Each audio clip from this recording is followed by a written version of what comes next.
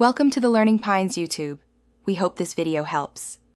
You begin by gathering essentials, device type, firmware, and admin credentials so you can change settings without interruptions. Once done, record existing DNS server IPs and the private DNS domain you will use. Next, access your router or DNS host control panel and open the DNS or resolver section. Don't skip this because you need the exact fields. Make sure to disable conflicting public DNS entries temporarily so the private records can propagate without being overridden. You now build the core, add A and AA records for each internal host and verify IP accuracy, typos break name resolution.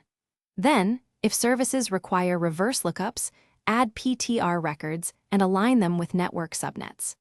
Configure the zone file with sensible TTLs so changes propagate predictably, and set allow transfer or ACLs to restrict zone transfers. Pause to test individual lookups locally using dig or enslookup to confirm the entries resolve as expected.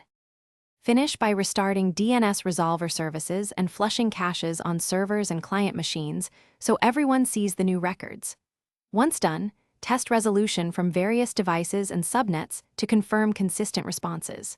If you encounter problems, check firewall rules, split horizon or split DNS configurations, and DNS service logs for errors. Often a misplaced ACL or cached record is the culprit. As a tip, temporarily point a test client directly at the DNS server to isolate network. Thanks for watching. Consider subscribing if we helped you.